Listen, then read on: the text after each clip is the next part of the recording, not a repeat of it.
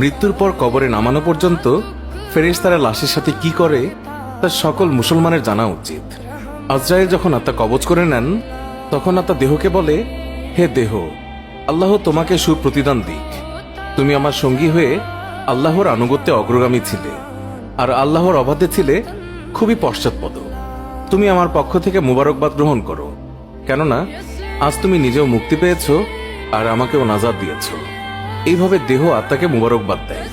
মুমিন বান্দার মৃত্যুতে জমিনের যেই সকল অংশে সে ইবাদত করত সেগুলো কাঁদতে থাকে। আকাশের যেই সকল দুয়ার দিয়ে তার নেক আমল উপরে উঠত সেই সকল দুয়ার তার জন্য কাঁদতে থাকে। যে দরজা দিয়ে তার রিজিক নেমে আসতো সেই দরজাও কাঁদে। আকাশ জমিনের এই ক্রন্দন দীর্ঘ 40 দিন পর্যন্ত অব্যাহত থাকবে। মালাকুল মউত যখন তার আত্মা কবজ করে নেয় তখন তার দেহের হেফাজতের জন্য সেখানে 500 ফেরেশতা দাঁড়িয়ে থাকে।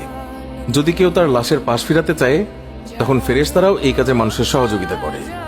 এমনকি কাফন পরিধান এবং সুগন্ধি মাখানের কাজেও ফেরেশতারা অংশ নেয়। লাশের সম্মানার্থে ফেরেশতারা 2 সারি করে ঘর থেকে কবর পর্যন্ত দাঁড়িয়ে যায়। জানাজা পর্যন্ত অতিক্রম করে তখন তারা অভ্যর্থনা জানায়, তার জন্য ক্ষমা প্রার্থনা করে। মুমিনের মর্যাদার এই অবস্থা দেখে ইবলিস এত জোরে চিৎকার করে ওঠে যে তার দেহের হাড়ের কোনো কোনো গ্রন্থির বন্ধন এই সময় ছিঁড়ে যায়।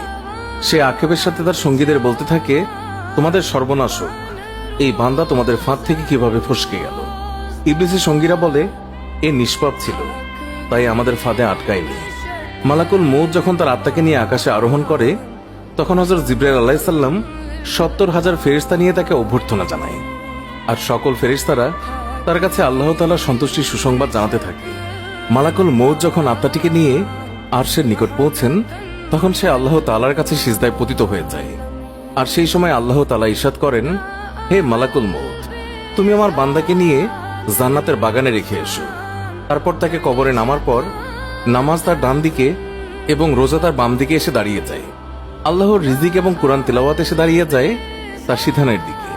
পায়ের দিকে দাঁড়িয়ে যায় জামাতের সাথে নামাজ পড়ার জন্য মসজিদের দিকে গমন। আর তার ধৈর্য কবরের এক কোনায় অবস্থান নেয়। এই সময় আল্লাহ তাআলা তার কবরে আযাবের একটি অংশ প্রেরণ করেন। আযাবটি এসে কবরের ডান দিক থেকে প্রবেশ করতে চায়, কিন্তু নামাজ এসে তাকে বাধা দিয়ে বলে, আযাব, তুমি পিছিয়ে যাও। খোদার কসম, এই বান্দাটি সারা জীবন কষ্টে ছিল, কবরে আসার পর তার কিছুটা আরাম মিলেছে। রাসূলুল্লাহ সাল্লাল্লাহু আলাইহি ওয়াসাল্লাম বলেছেন, আযাব যখন ডান দিক থেকে সরে গিয়ে বাম দিকে যায়, ডান দিকে রোজা নামাজের মতো আযাবকে জবাব দিয়ে প্রতিহত করে।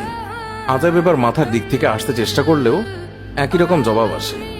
মোট কথা, আযাব যে দিক থেকেই আসতে চায় সেই দিক থেকেই তার জন্য প্রতিবন্ধকতার সৃষ্টি হয়।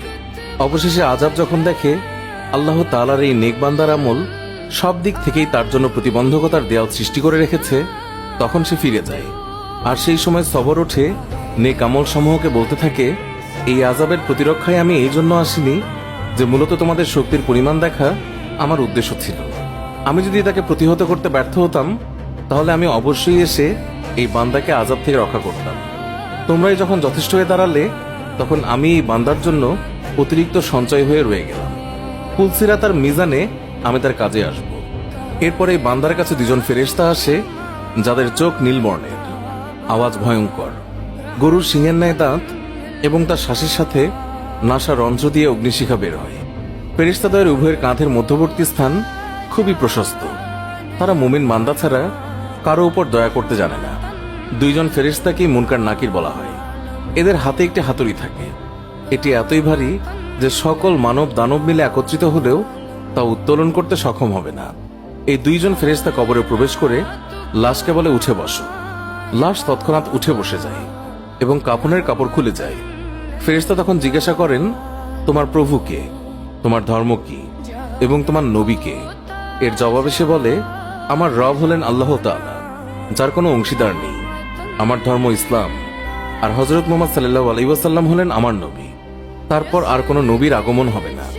ফেরেশতারা জবাব শুনে বলল, তুমি সত্য বলেছ। অতঃপর কবরকে চারদিক থেকে প্রশস্ত করে বলেন, তুমি উপরের দিকে একটু তাকিয়ে দেখো।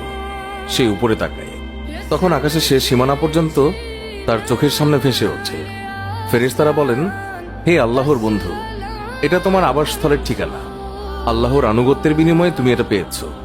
বর্ণনার এই পর্যায়ে এসে রাসূলুল্লাহ সাল্লাল্লাহু আলাইহি ওয়াসাল্লাম বলেন, এই সত্তার কসম, যার মুঠোয় আমার প্রাণ। মুমিন বান্দার তখন এতই আনন্দ অনুভূত হয় যা কখনো শেষ হবার নয়। অতঃপর ওই বান্দাকে আবার নির্দেশ দিয়ে বলা হয় যে তুমি নিচের দিকে দেখো। নিচের দিকে যখন সে তাকায় তখন সে দোজকের শেষ সীমানা পর্যন্ত তার দৃষ্টির গোচরে চলে আসে। ফেরেশতা তখন তাকে বলে, হে আল্লাহর প্রিয় পাত্র, এই ভয়ানক নরক থেকে তুমি নাজাত পেয়েছ। রাসূলুল্লাহ সাল্লাল্লাহু আলাইহি ওয়াসাল্লাম ইরশাদ করেছেন, ওই বান্দার এই সময় এমন পুলক হয় যা কখনো সমাপ্ত হবার নয়। অতঃপর স্বর্গের ৭৭টি দরজা তার জন্য উন্মুক্ত করে দেয়া হয়। এইসব দুয়ার দিয়ে জান্নাতের সৌরভ এবং সুশীতল সমীরণ তার কবরে পৌঁছাতে থাকে এবং ততদিন পৌঁছাবে যতদিন সে কবরে থাকবে। রাসূলুল্লাহ সাল্লাল্লাহু আলাইহি ওয়াসাল্লাম আলোচনার ধারাবাহিকতা অব্যাহত রেখে বলেন, এরপর আল্লাহ তাআলা মালাকুল মউতকে নির্দেশ দিয়ে বলেন, তুমি আমার দুশমনের নিকট যাও এবং তাকে আমার কাছে নিয়ে এসো। আমি প্রাচুর্যের সাথে তাকে রুজি দিয়েছি, সীমাহীন নিয়ামতের বাড়িপাত করেছি তার উপর, কিন্তু সে আমার সাথে শুধু অবাধ্যতাই করে ফিরেছে। এবার এই দুশমনকে আমার সামনে হাজির করো। মালাকুল মউত আল্লাহর নির্দেশ পেয়ে এমন কদাকার বেশে ওই বান্দার নিকট আগমন করে যে কেউ কোনোদিন এমন ভয়ঙ্কর আকৃতি দেখেনি। তার 12টি চোখ থাকে, তার কাছে এমন একটি লৌহ শলাকা থাকে যার শাখা ও কাঁটা বিশিষ্ট। মালাকুল মউতের সাথে আরো 5 জন ফেরেশতা থাকে।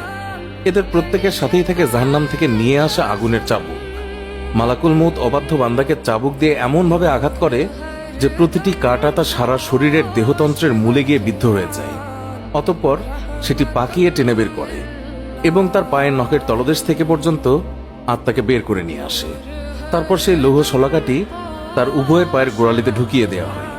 তখন আল্লাহর এই দুশমনের এতই কষ্ট হয় যে বেদনায় সে কাতরাতে থাকে। এমন সময় বাকি ফেরেশতারা তাদের হাতের চাবুক দিয়ে তার মুখমণ্ডল এবং পশ্চাৎ দেশে অনবরত প্রহার করতে থাকে। এই সময় তার আত্মাকে টেনে সারা দেহ থেকে গোড়ালিতে নিয়ে আসা হয়। শাস্তির এই পর্যায়ে শলাকাটি তার হাঁটুতে ফোটানো হয়। তখন সে বেদনায় ছটফট করতে থাকে। এমন সময় ফেরেশতারা আবার আগুনের চাবুক দিয়ে তার মুখ এবং নিতম্বে মারতে শুরু করে। হাঁটু থেকে শলাকাটি বের করে ঢুকানো হয় তার নিতম্ব দেশে। অতঃপর বুকে এবং সবশেষে কণ্ঠনালীতে, তারপর পূর্বের মতোই সেটিকে টেনে বের করা হয়। এরপর ফেরেশতারা জাহান্নাম থেকে সংগ্রহ করা অঙ্গার তার থুতনির নিচে বিছিয়ে দেয় এবং বলে, হে অপবিত্র আত্মা, তুমি বেরিয়ে এসো। তুমি থাকবে প্রখর বাষ্পে, উত্তপ্ত পানিতে এবং ধূম্রকুঞ্জের ছায়ায়, যা শীতল নয় এবং আরামদায়কও নয়। সূরা ওয়াকিয়া আয়াত 42 থেকে 44। মুসনাদে আবি ইয়ালা। আল্লাহ আমাকে এবং সবাইকে বুঝ দান করুন, আমিন। পোস্টটি ভালো লাগলে বন্ধুদের সাথে অবশ্যই শেয়ার করতে ভুলবেন না। ধন্যবাদ সবাইকে।